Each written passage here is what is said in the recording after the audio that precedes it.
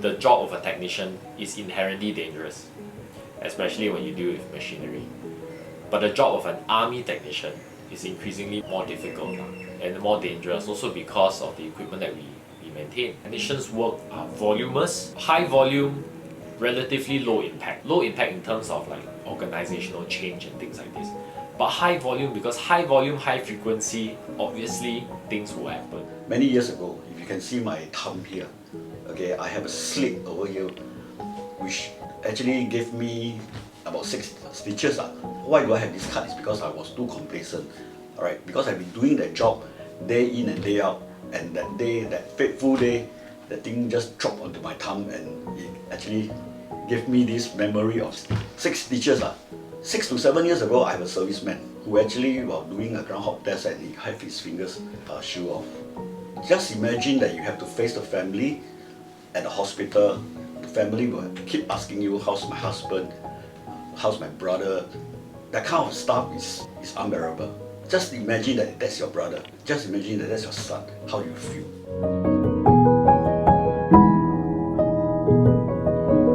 Now, as the flick rammer was moving up, Pang was still removing screws and looking back at the barrel. He initially did not move away. But as the barrel moved closer, the commander saw Pang try to make some evasive movements. The technician tried to push down on the barrel with his hands to stop it, while the commander attempted to do so by using the main control screen. The COI believes that both men had panicked and acted irrationally by not pressing the emergency stop buttons like they were supposed to.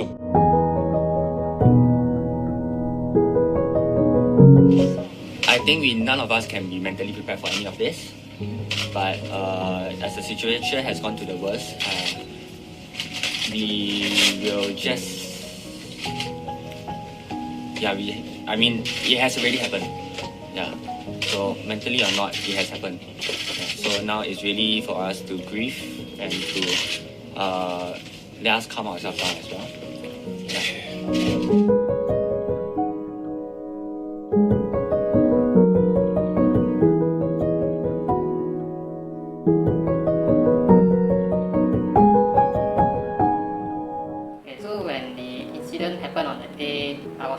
Basically dumbfounded. I did not realize that the vehicle had flipped actually. So when I came out of the vehicle, I did not know how to react. After the incident, I deeply regret my actions. Everyone's morale was very low. However, work still has to be continued. I believe safety should always come first and not rush our work. We should take the extra time and effort to ensure that all the safety protocols are being strictly adhered to prevent such a mishap to happen to anyone in the future. I think it's just natural that the first thought of every CEO will always be whether our serviceman is okay, any injuries, before we even talk about damages to equipment or how it happened. The question is always, how's the guy on the ground?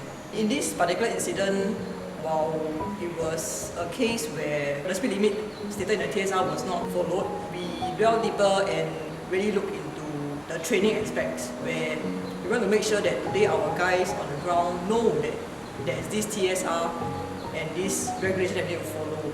And hence, what MES is doing is actually to review our road test SOP to make sure that every young regulars, before they even get SI qualified, they will go through a familiarization to really know how to conduct a road test, what are the things that you look out for, and what are the safety procedures that they need to know in case of any emergency and things like that.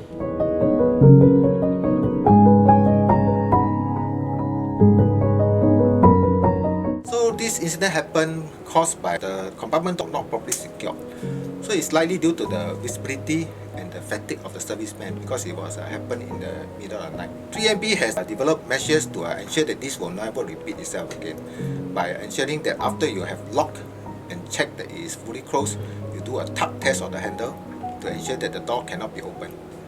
With this incident would not have happened again.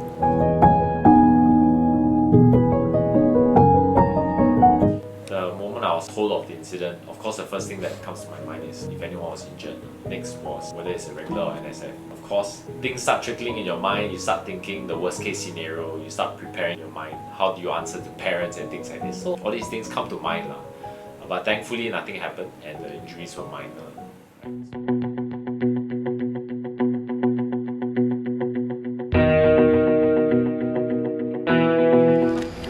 may I have a confirmation everybody got their helmet on?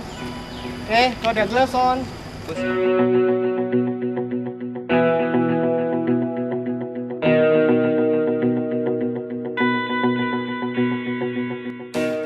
TCD is just a structured safety brief. Today TCD, there are 3 sections, 9 steps. These 9 steps actually structure it properly to make sure that we do not miss out anything.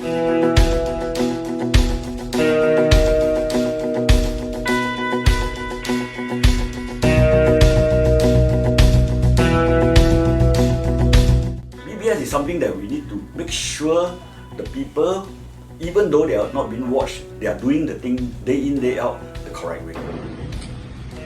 Okay, stop. That's not the proper way to get down. Turn around. Keep your body close. Okay. Safety advocate is important. They must be the one to speak up. If they themselves who do not want to speak up, then I would term it as nothing is safe. Me as a safety advocate, my priority is that the NSFs come and leave home safely. What I do on a daily basis is, as the tasking proceeds throughout the day, I am always there to make sure there is no-go criteria that occur, i.e. no PPE, and following the TCD, they are all physically and mentally okay, rather than coming in while feeling extremely tired and putting themselves at risk while in the workshop.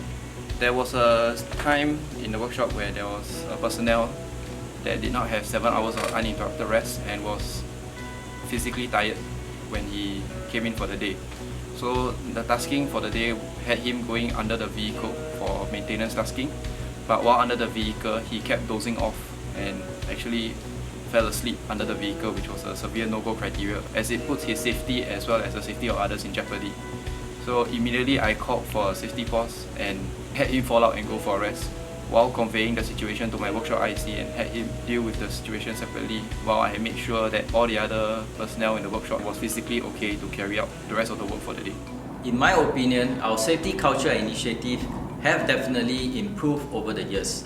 Unlike now, back when I was younger, we all recognized the importance of safety, but the emphasis of safety was usually a top-down approach. There wasn't a need to conduct Tech RAC and TCD as well. In present times, the value of safety, education on safety, and safe behavior at work are widely emphasized at all levels. Soldiers, regardless of rank, are also encouraged and given many avenues to share and speak up about safety. We can come up with a lot of policy, but as long as the ground itself, they don't follow, they don't adhere to this safety instruction, nothing works. So safety is not only just for the commander, it's everybody. Everybody needs to play a part for safety.